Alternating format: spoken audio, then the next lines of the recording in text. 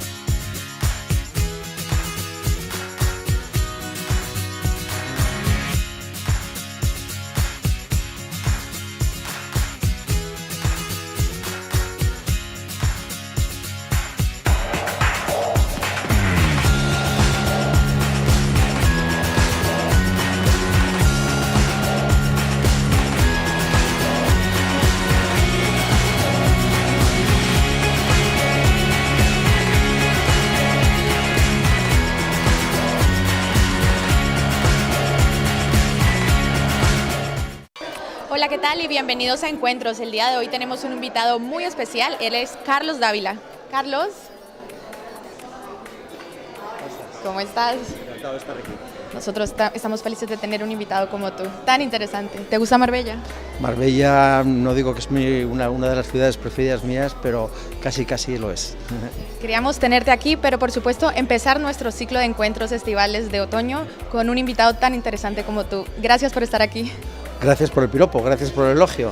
Ahora te dejo con nuestra compañera y moderadora Amparo de la Gama. Estupendo.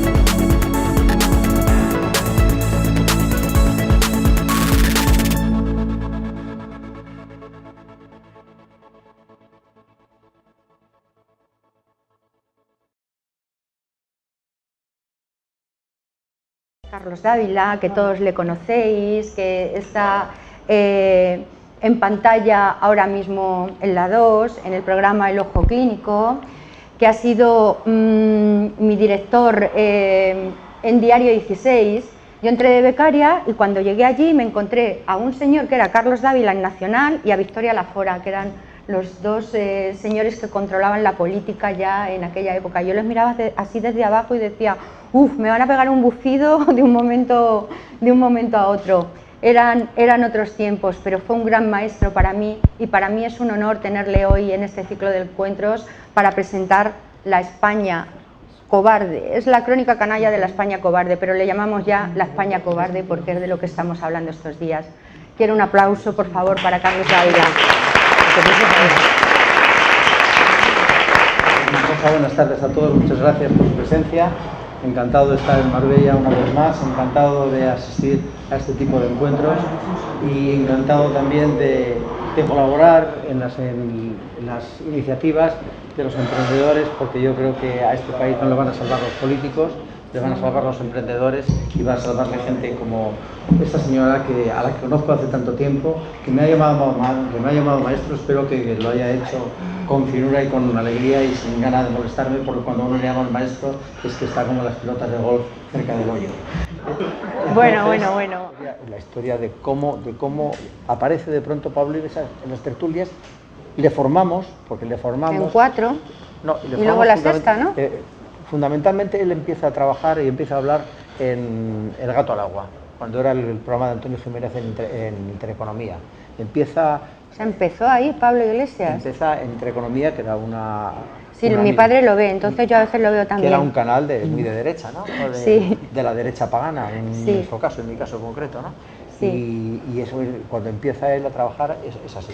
Intereconomía es un sujeto que se explica bastante bien.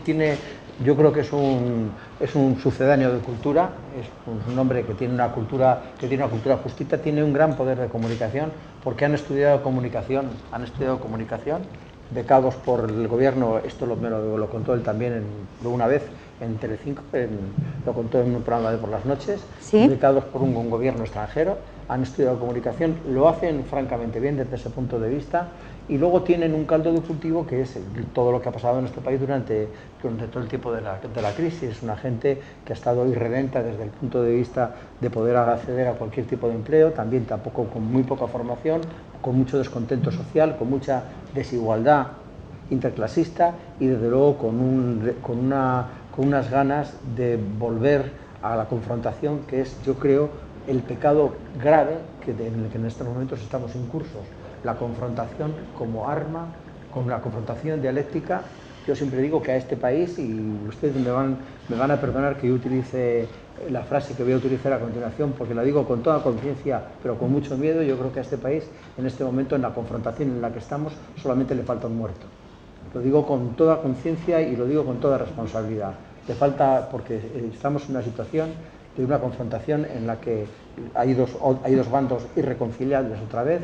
Aquí se ha perdido completamente el espíritu de la transición, de la reconciliación que hubo entonces, y aquí esos dos bandos solamente falta una mecha que encienda, no una cerilla, que encienda esa mecha y que vayamos a una situación irreversible. Los partidos tradicionales no están ayudando para nada y los partidos nuevos, la casta, pues yo creo que son gente muy poco formada que ha venido en alusión a una situación que desconocen absolutamente y en la cual estamos incursos para salir muy difícilmente de este atolladero de una España que ahora mismo la contemplan desde fuera como si fuera un caso raro, como si fuera un caso que no entienden que la gente que venga a este esplendor marbellí crea que todavía estamos en gobierno, crea que estamos en una confrontación de clases como si España fuera Zimbabue y una situación que no se entiende.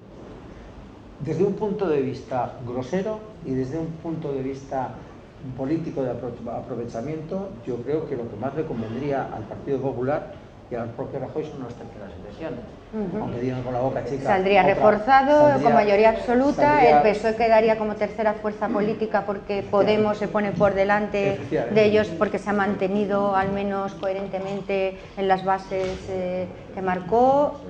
más las diferencias que puedan tener los errejonistas y los iglesistas, como yo les llamo, ¿no? Pero al margen de eso... Pero esto no tiene ningún sentido, y luego vuelvo a repetir que por ahí fuera, en los países que son comunes a nosotros porque están metidos en la propia Comunidad Europea, tampoco lo van a entender y tampoco lo entienden. Es decir, hace falta en muy poco tiempo hacer recortes por valor de 15.000 millones de euros, que no son 15.000 millones de pesetas, son 15.000 millones de euros. Multipliquen ustedes por 166,686 y fíjense ustedes el dato que les sale. Es decir, es verdaderamente abrumador. Es verdaderamente abrumador. Para hacer esos recortes hace falta no un gobierno en minoría, hace falta un gobierno de consenso. Sólido, totalmente. Hace falta un gobierno sólido. Y esto se produce porque todavía en España no nos hemos querido entender que nosotros somos gestores de la política económica que nos manda desde Bruselas. Sencillamente somos los apoderados, los encargados de un negocio. De gestionar lo que desde allí nos están ordenando. Así de claro. Son los propietarios. Y eso no es fácil que lo pueda hacer un gobierno, no es fácil. Es imposible que lo pueda hacer un gobierno tan débil como el que puede salir en los próximos días.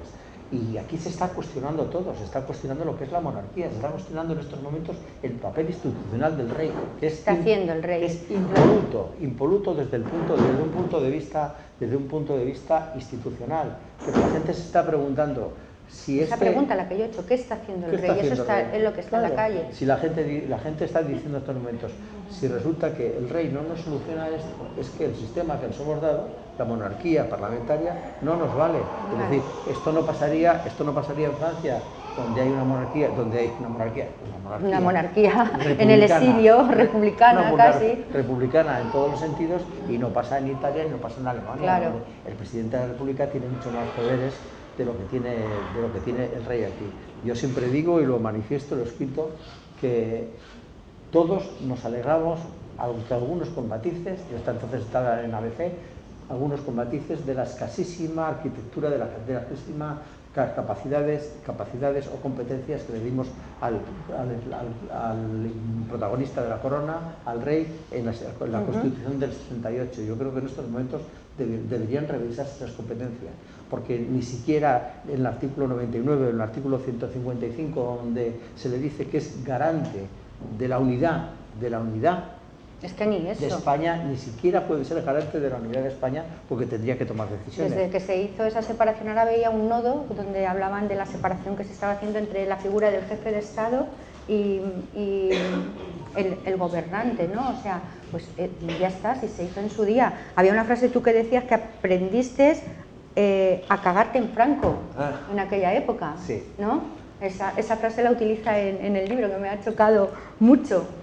No, es que, bueno, esa parte forma parte de un poquito de mi biografía, es decir, aquí una de las cosas terribles que todavía están sucediendo es que vivimos del recuerdo malo o bueno de Franco, vivimos y cuando uno se reconoce de centro-derecha, de derecha, conservador o liberal, tiene que decir a continuación que no ha sido franquista. Los que hemos vivido, yo nací en el año 50, o sea, tuve muy poco tiempo de conocer a Franco, no soy de aquella época.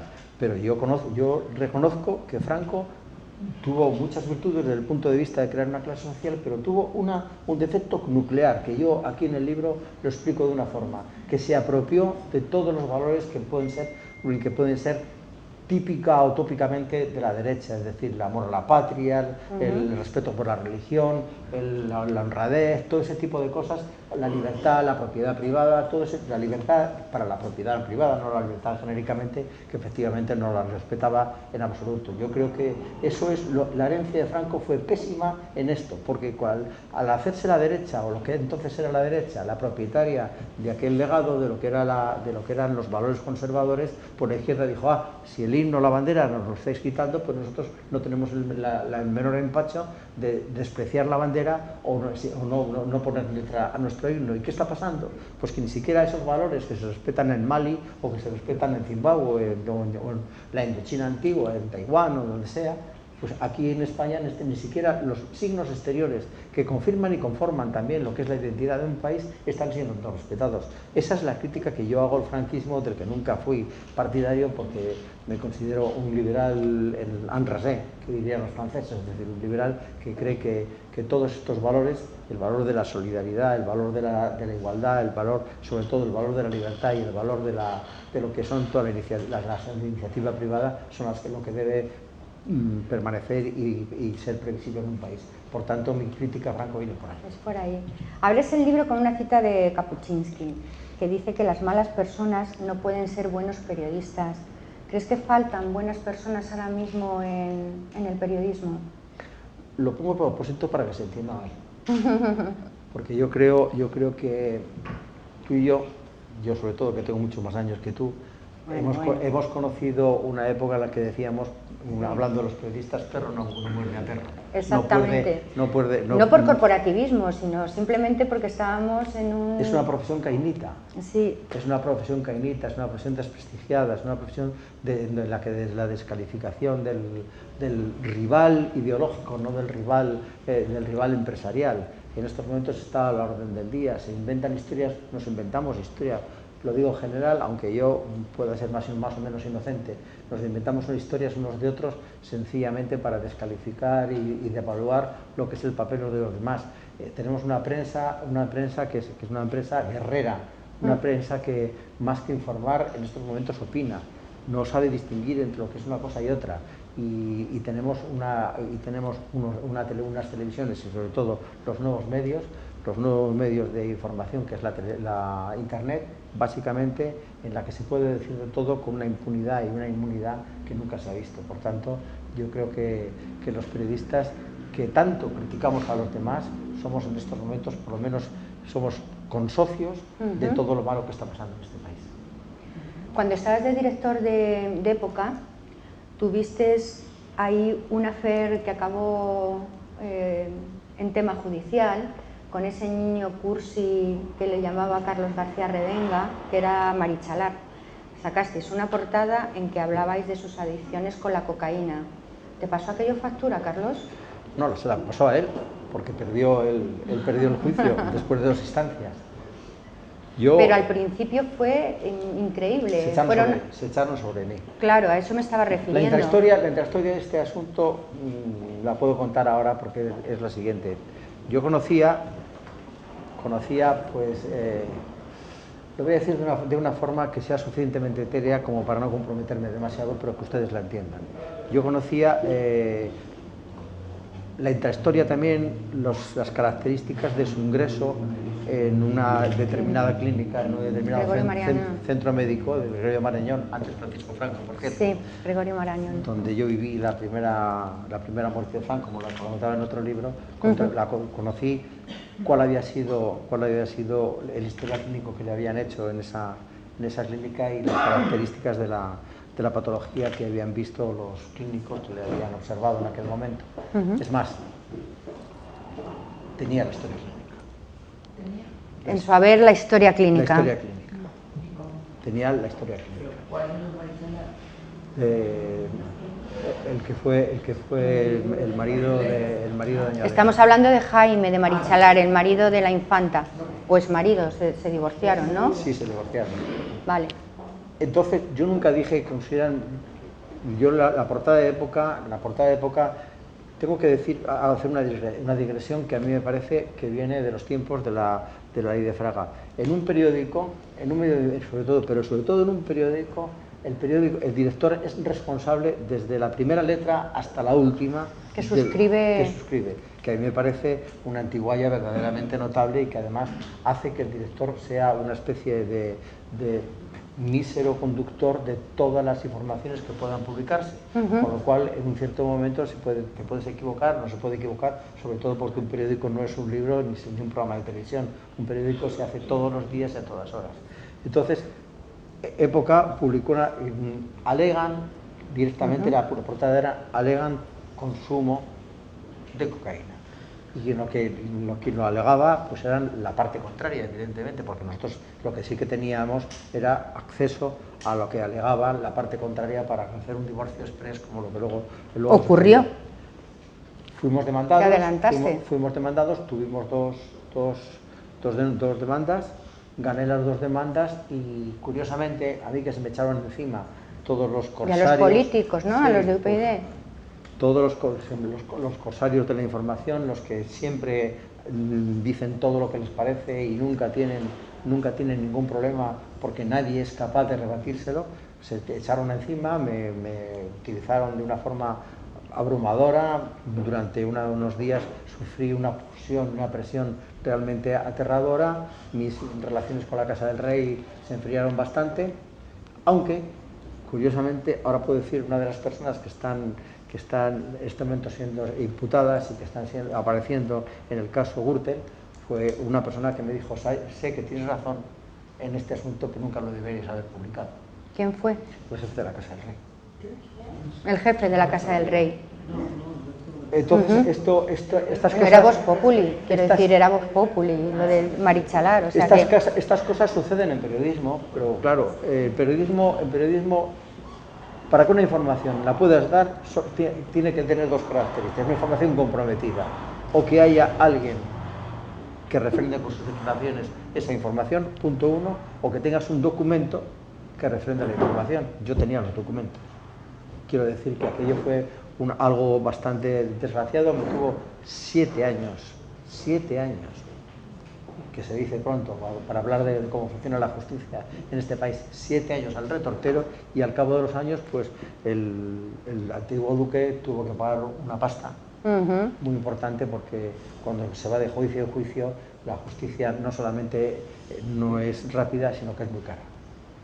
Pero realmente es que muchas veces dirigen, o sea, la información. Yo pregunto muchas veces hasta qué punto utilizan los políticos a los periodistas. Las cosas se lanzan cuando a ellos les conviene. A mí hay veces que me ha venido información, que me he reunido con un testigo protegido, qué tal, y sé realmente de dónde está viniendo, para qué quieren que vaya en ese momento esa información, por ejemplo. Viene muy bien a cuento porque es un capítulo de este libro, que es el Off the Record. Exactamente, y ahora te lo iba a decir todas las frases que va reproduciendo una a una. El Off the Record es una maniobra absolutamente urdida, fundamentalmente por los políticos, para decir lo que quieren decir sin necesidad de retratarse, y que los periodistas nos responsabilicemos de lo que ellos dicen. Es decir, es una martingala de tercera división. La aceptamos, ¿por qué? Porque nos produce información y sobre todo nos produce mucho conocimiento de lo que está pasando en la intrahistoria o en los sótanos de la política o de la vida social, de la vida económica. Nos amparamos en esa cláusula de conciencia. Efectivamente. Si ustedes tienen la amabilidad de leer este libro, verán que muchas de los Off the Record que yo he revelado ahora, las de Bono son terribles. Terribles, o las del propio príncipe cuando no era príncipe, también, etcétera, etcétera. Pero todas esas frases, lo que pasa es que han prescrito como los yogures, por tanto, ahora no puedo decir. Ahora ya se puede reproducir. Ahora se puede reproducir. Pero los de Record dicen que no prescribe nunca. Yo creo que, bueno, eso no sé quién lo dice, pero no los periodistas actuales. No, los actuales no. En la escuela de periodismo, o sea, en la facultad nos decían, el Off the Record nunca caduca, no son como los yogures. Bueno, pues sí, algo parecido. Pues yo creo que el Off the Record es una martingala muy perjudicial para los periodistas. Pues es la mejor parte del libro, a mí me ha encantado. Sí, la parte del Off the Record es que os las tenéis que leer. Tú dices, ¿cómo este señor puede estar diciendo esto? Es que, o sea, si puedes leer algunas, puedes leer alguna de las frases porque son... Rodrigo Rato, junio de 1993. Vale. La corrupción no se puede tolerar. Miguel Boyer sobre Alfonso Guerra. Alfonso Guerra, un intelectual, sus discursos más enjundiosos se los escribía el catedrático Pedro de Vega. Alfredo Pérez Rubalcaba hablando de Zapatero. También. Estos, se refería a Zapatero, no son como nosotros. Cuídate de ellos. Margarita Robles, actual número 2 por Madrid, secretaria de Estado en aquel momento. La segunda de Sánchez. De Sánchez. El autor del atentado contra Aznar fue Aguirre Lete. Era secretario de Estado y nunca Aguirre Lete ni siquiera fue procesado. Entonces ella estaba en la judicatura, era una de las José jueces. Bono, con el que yo tuve 8 portadas de la Gaceta y que la resistió perfectamente gracias a la Fiscalía General del Estado, que entonces trabajó muy a su favor. Me han buscado por arriba y por abajo. He tenido escándalos, pero nunca me van a hallar nada. Almunia es un tonto de baba y Chávez un estalinista. Sabino Fernández Campo, jefe de la Casa del Rey durante mucho tiempo. El rey tiene dos cosas buenas y dos malas. Las malas es caprichoso e indiscreto. Las buenas es cuando quiere el tío más simpático y más listo que yo haya conocido nunca. Don Felipe de Borbón. El corporativismo también me afecta a mí, pero como somos pocos en la casa, nos llevamos bien. Esto es muy importante lo que les voy a leer. ¿Recuerdan ustedes que que el 23 de febrero se ha vendido la imagen de un Felipe de Borbón, incluso en películas, que estaba pendiente de lo que pasaba en la Casa del Rey, al lado de su despacho, sí, señor, etcétera, etcétera? Sobre eso se ha hecho toda una historia, una leyenda e incluso una apología. A mí no me parece que haya sido mal, pero en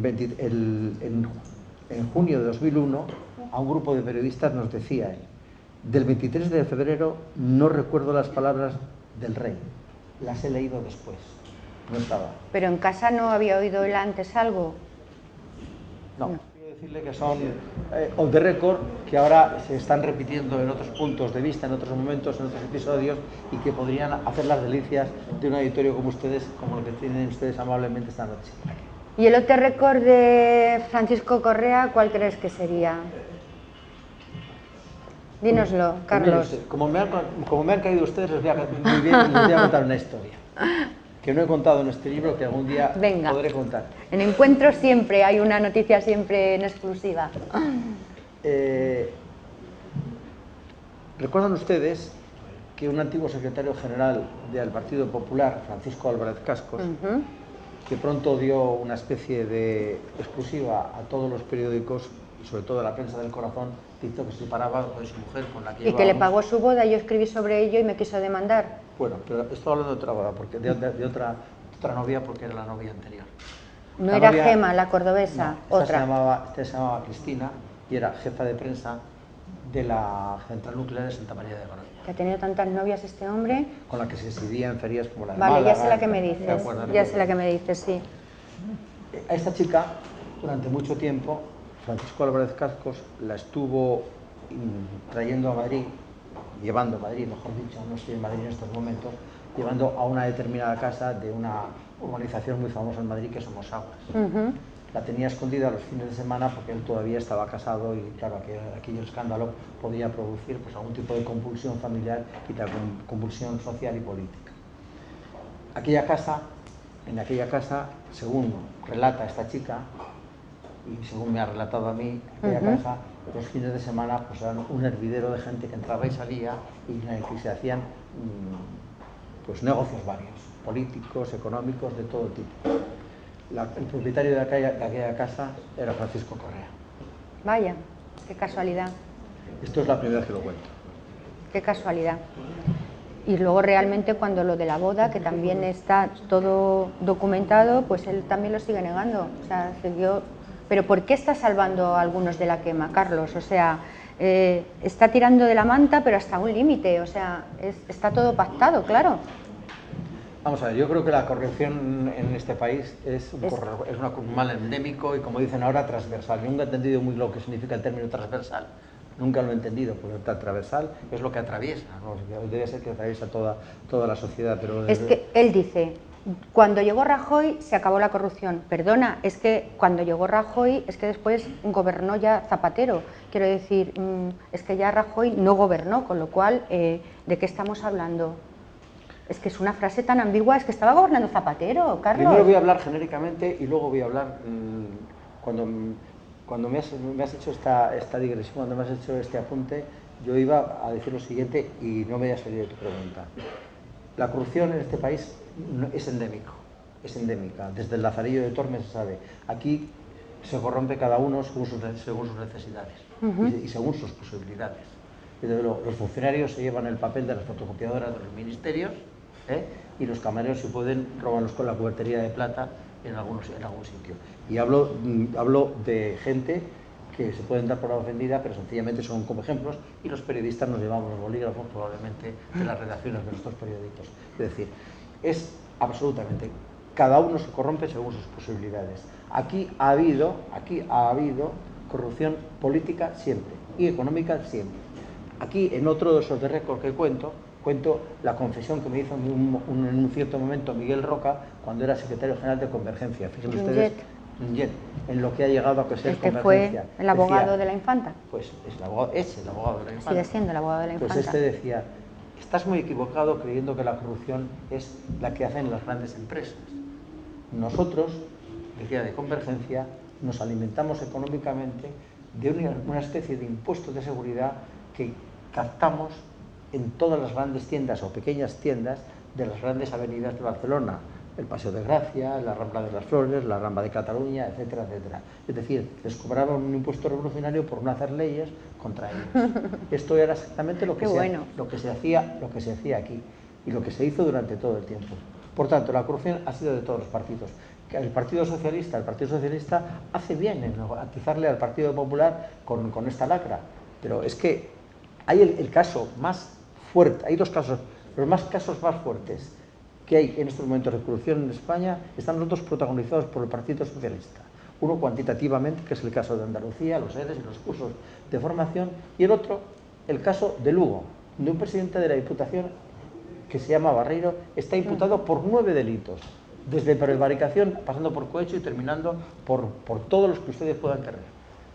Pues lo hace bien, es decir, es transversal, es unívocamente, afecta a todos los partidos políticos. Correa, ¿qué es lo que está haciendo? Salvar su tafanario, intentar salvar su tafanario de una forma descarada. Hay quien dice que ha pactado con el fiscal, será con las fiscalas. Con la fiscalía. Será con las fiscalas.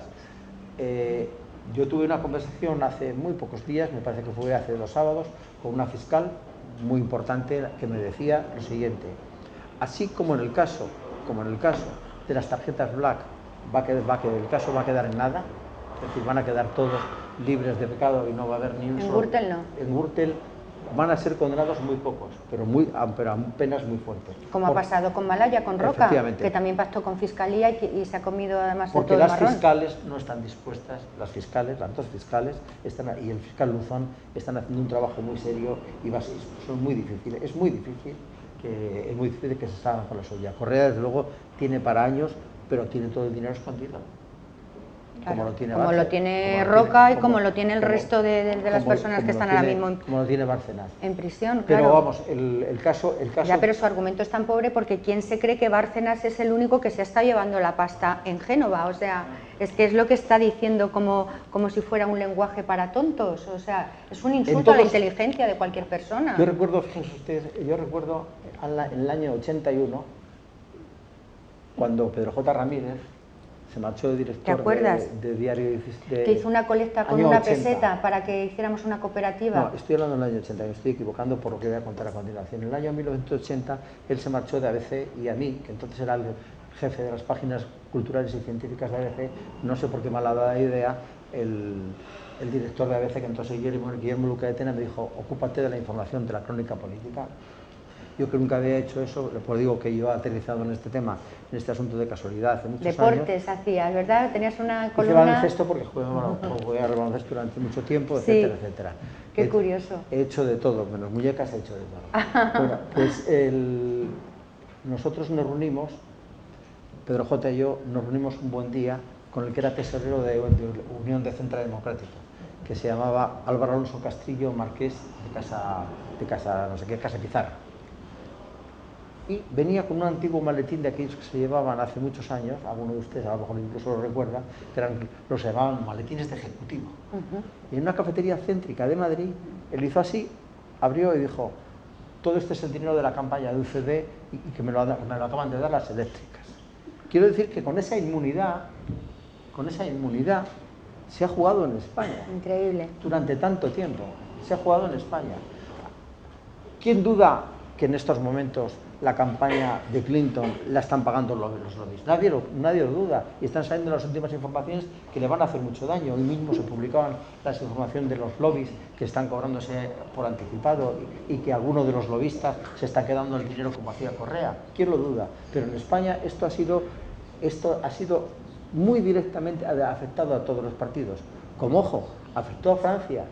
Yo recuerdo, y yo estaba en aquel mitin, en un cierto momento en Francia, de enviado especial, como en un mitin de Mitterrand, hace muchos años, de pronto Mitterrand, que estaba siendo atacado por toda la prensa conservadora, François y desde luego Le Figaro, se dirigió a todos los presentes y les dijo, me están acusando de corrupción, me están acusando de que en el Partido Socialista se está llevando el dinero de los grandes empresarios, se está llevando de profesionales, etcétera, etcétera. Y se dirigió a todos los presentes, militantes del Partido Socialista, y les dijo, pero sí, lo he hecho, pero ¿ustedes quién creen que está pagando el salchichón que usted está comiendo? Es por eso que no pasa factura en las urnas la corrupción, porque nadie podemos entender, con un caso Gürtel ahí abierto y que ahora mismo el Partido Popular saque mayoría absoluta en este país. Ha pasado, yo creo que ha pasado factura. Mira, hay otro caso que es muy paradigmático, en 1993. Es increíble. Con todas las instituciones del Estado afectadas por la corrupción, volvió a ganar Felipe González.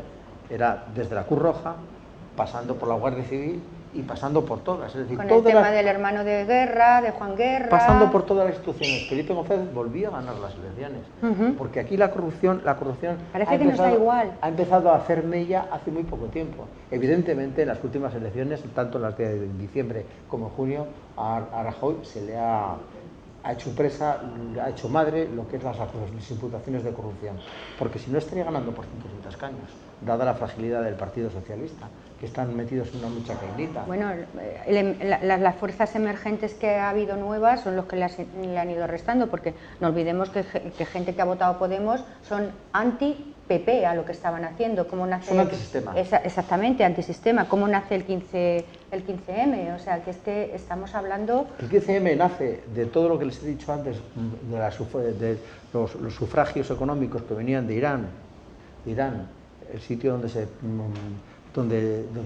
se asesina a los homosexuales, y se persigue a las mujeres y se las lapida a las mujeres que te han tenido algún episodio de adulterio, han recibido dinero de ahí, viene del descontento, viene del enorme problema que produjo en el desempleo, que con el desempleo la crisis que nunca Zapatero reconoció, y también pues de una cierta algarabía política sufragada, vuelvo a repetir, desde fuera de España.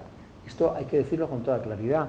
Aquí el movimiento del 15M estuvo muy bien financiado y estuvo estructurado desde fuera de España. Aquello no fue un episodio como el del año 68. En Francia hay muchísimo. No, claro que no fue como el mayo del 68, pero sí que había un afán de decir, esto no es lo que queremos, hasta aquí hemos llegado, ¿no? O sea, tú aquí en Marbella ves, por ejemplo, que se manifestaron en contra de la corrupción y había 500 personas en la Alameda, por ejemplo, y nadie lo podía entender, pero si le han quitado hasta el último duro de las arcas municipales, si Marbella está en mantillas por Malaya, pues les da igual. Y luego hubo partido de estos de fútbol internacional, es que no soy nada futbolera, entonces no entiendo, y era toda la ciudad tomada, o sea, no sé, hay cosas como que dices, no le importa realmente esto, o no nos importa a la gente. La corrupción hace muy poco tiempo que figura como número uno en las preocupaciones de los españoles. Y fíjense ustedes cuánto tiempo llevamos hablando de este tema. Antes era el paro, ahora todavía es el paro, pero ahora es la corrupción en primer lugar antes que el paro.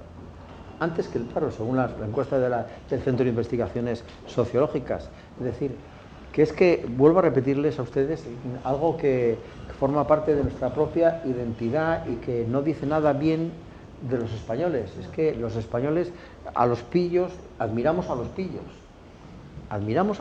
Les ponemos medallas y galones. Admiramos a la gente que gana el dinero de una forma que no es adecuada. Y me quedo en el adjetivo por no utilizar otros adjetivos mucho más groseros desde el punto de vista... Los factutos, como dicen aquí. Efectivamente. Es decir, a todo ese tipo de gente... Aquí ha habido epígonos, ha habido personajes como Mario Conde, con el que yo compartí tertulias mías entre economía, que han sido los auténticos protagonistas de nuestra vida social. Ibas a la universidad y te hablaban como el ejemplo a imitar, Mario Conde, un auténtico chorizo, un personaje que desvalijó un banco entero. Es decir, esta es la España que tenemos. Pues yo por eso digo que esta España es la España que el cobarde, que por ahí viene de ahí el adjetivo que utilizo para recalcar la intención de mi libro, la España cobarde que no se atreve a denunciar esto y que por otra parte, al no denunciarla, tiene una especie de cariño soterrado hacia todos los que hacen esto, porque parecen que les parecen La palabra listo en España es una palabra que se utiliza no como sinónimo de inteligencia, sino como hombre que es capaz de aprovecharse de unas circunstancias determinadas. No hay nada menos libre que el miedo. Y es lo que está pasando, es lo que pasa aquí. Es decir, la denuncia, el amedrentamiento, hoy por ti, mañana por mí, todo este tipo de cosas ha sucedido en este país durante todo este tiempo. Por eso quiero decirle que mucha gente se ofende cuando yo digo que los españoles, de todos los partidos, de todas las ideologías, no somos unos valientes. Es decir, no tenemos que acudir al ejemplo de Viriato ni de Daoiz y Velarde contra los franceses. Somos unos personajes que nos revolucionamos una vez cada siglo, pero el resto del siglo somos bastante cobardicas. Esa España cobarde, ¿cómo crees que va a acabar? ¿Qué crees que va a pasar en el próximo mes, Carlos? ¿Qué es lo que va a pasar? Pues tenemos un problema muy gordo, que es un problema territorial, de identidad nacional. El absentismo del Estado durante muchísimo tiempo, la connivencia del Estado con los nacionalismos, nos ha traído esta situación. Nos ha traído una situación de práctica ruptura, donde aquí se proclama el ejemplo de la desobediencia civil y no pasa nada. Y no pasa nada. Es decir, ha pasado lo de Badalona del domingo pasado y todavía esta gente está siendo llamada por el fiscal.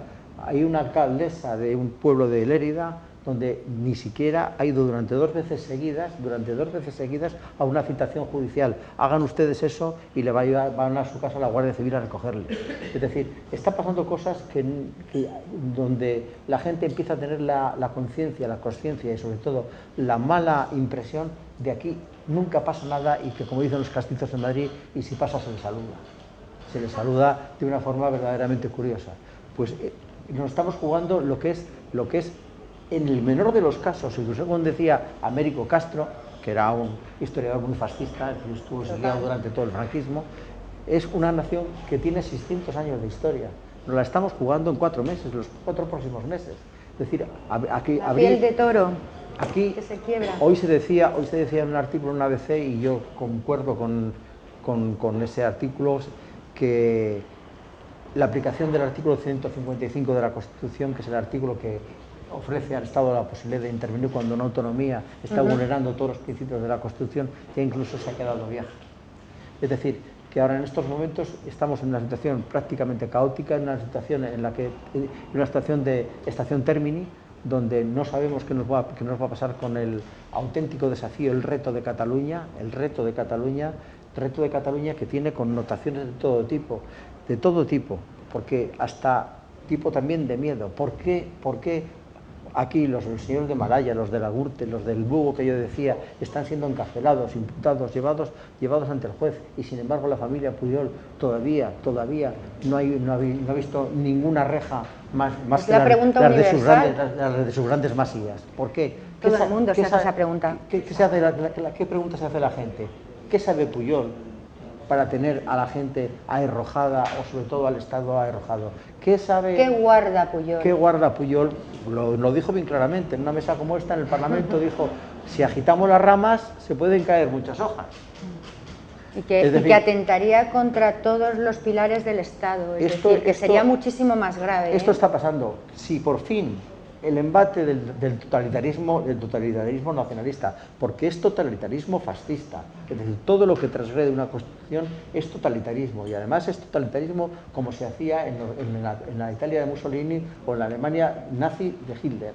Todo eso, si eso se lleva al último término, aquí nos encontraremos con un Estado destruido y nos encontraremos, al fin y al cabo, con un Estado disgregado en el que el principio de la obediencia constitucional ya no existe.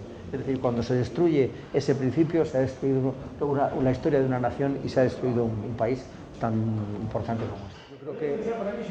Yo creo que España está gobernada por los jueces en este momento. España está gobernada por los jueces. Ese es el titular. Absolutamente. No hay nada que me parezca más hediondo que los jueces se dividan en asociaciones políticas como están en estos momentos divididos. Hay que evitarlo. No, hay que evitarlo, no. No solamente es que a mí me parece. Es decir, es increíble es increíble que haya una asociación política, hay una asociación judicial de izquierdas y otra de derechas, y que además actúen y que todo el mundo sepa... Que dependiendo de dónde caigan las normas de reparto de un que juzgado, todo el mundo sepa caiga. Y cómo, por ejemplo, cómo las normas de reparto de los juzgados... Que no se respetan para nada. En este momento se hacen atrabiliaria y atrabiliariamente de una forma exhaustiva. Como, por ejemplo, Garzón, eso nadie lo sabe, o no quiere saberlo, se aprovechó del caso de Ortega Lara quitándole el juzgado de guardia aquel día a Gómez de Liaño. Es decir, que aquí se han hecho cosas, se siguen haciendo cosas de ese estilo. El Poder Judicial no es que sea libre aquí, es libérrimo, hace lo que le da la gana, y sobre todo hace una cosa que es terrible, no ser no ejercer una justicia rápida, una justicia. Yo le he hablado antes, he hablado de mi caso de Marichalar, 7 años. Pero es que el caso de los seres de Andalucía son 12 los que llevamos. Sí, sí. Son 12. Y lo que queda, Carlos. Carlos. Y Gürtel 13. Es que hay que explicarles a los niños desde 14 años de qué estamos hablando. Y después de 10 años empieza Mayesti este lunes, que es el caso de corrupción de Izquierda Unida más grande que ha tenido en la historia, que yo lo estoy cubriendo para el Confidencial. Es el caso de la mafia rusa, en Casares, que el alcalde Juan Sánchez, hasta el pueblo confiaba tanto en él que pidió para ponerlo en libertad aportaron dinero del pueblo y le pide 20 años el fiscal. O sea, empieza ahora a dirimirse que es la Gürtel de Izquierda Unida. Da igual el color de los partidos, mientras los jueces, como Carlos ha dicho, estén ahí y caiga, ahora cae en la novena, ahora cae, pero bueno, pero si no le correspondía a este... Entonces tenemos, si el Poder Judicial no tiene una libertad posible para poder... No, yo he dicho eso, yo he dicho que el Poder Judicial, yo he dicho una cosa que es un titular, Sí. He dicho que el Poder Judicial, los jueces son los que gobiernan en país. España en este momento. Pues estamos encantados de estar con Carlos. Llevamos ya 2 horas de tertulia. Vamos a tomar ahora también una copita de vino que nos invita aquí la casa, ¿no? El Scoop. Y sobre todo va a firmar libros, Carlos. Entonces no queremos agotarlo porque, ya sabéis, nos tiraríamos horas y horas y horas siempre en encuentros. Pero queremos que nuestro interlocutor pues también descanse. Así que solo pido un aplauso para él, que compréis el libro, que es buenísimo, y que os esperamos para el próximo encuentro.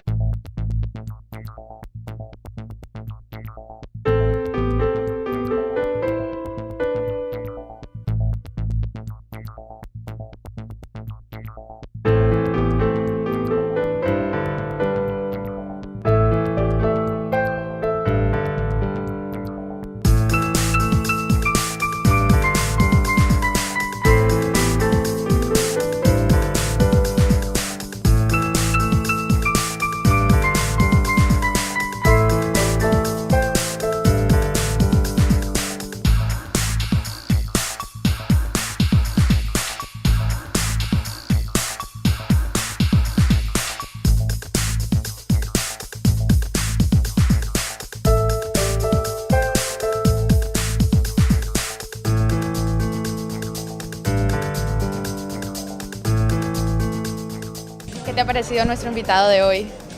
Pues me ha encantado, sobre todo por la situación de desamparo que se vive actualmente en el país y que tenemos todos los españoles, y bueno, ha sido muy interesante su saber, su conferencia y todos los conocimientos que nos ha mostrado en política y en lo que nos puede venir en un futuro próximo. Así que encantada. Gracias. ¿Qué te parece la idea de los encuentros aquí en Marbella apoyando el arte? Tú que has estado con nosotros en el encuentro de yoga. Pues sinceramente es una iniciativa maravillosa porque Marbella es una ciudad que le falta motivación cultural, no tenemos mucho abanico, no tenemos mucha cartelera cultural, así que los encuentros es algo increíble tanto para la gente adulta como para los más jóvenes que no saben, que no están muy metidos en la cultura. Además, lo que habéis organizado con el Yoga para la Paz y demás, conozco vuestros encuentros, los sigo desde hace tiempo y me encanta, cada vez el grupo de encuentros crece más, en realidad es una iniciativa maravillosa, enhorabuena.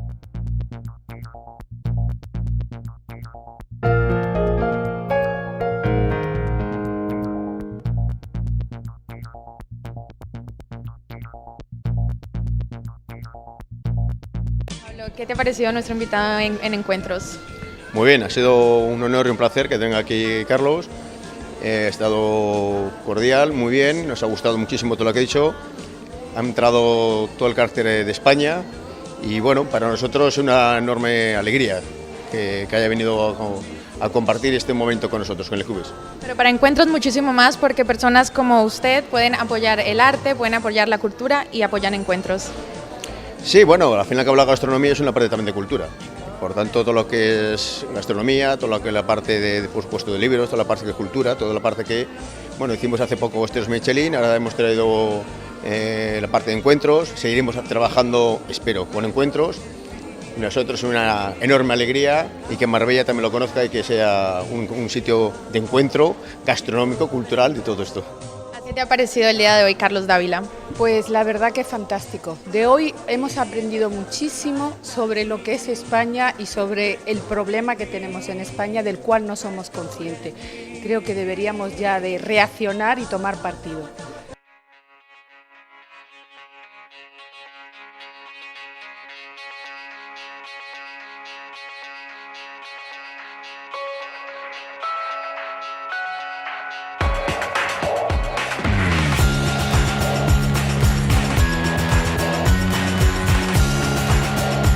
Que siempre estás siguiéndonos, Encuentros cada semana. ¿Qué te ha parecido nuestro invitado de hoy? Mira, estaba diciendo a estas amigas que uno de los señores que he visto con más claridad, se le ha entendido absolutamente todo y que de los que más me ha gustado por su claridad y su manera tan simple de contar las cosas.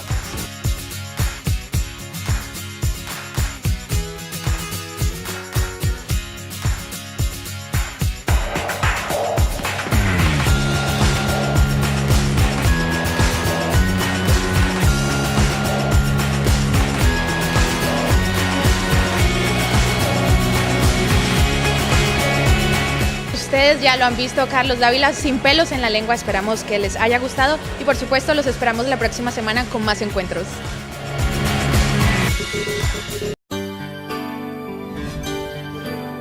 Si te gustan nuestros encuentros y quieres hacer parte de ellos, envíanos un correo con todos tus datos a encuentrosconlacultura@gmail.com y nosotros nos pondremos en contacto contigo para invitarte.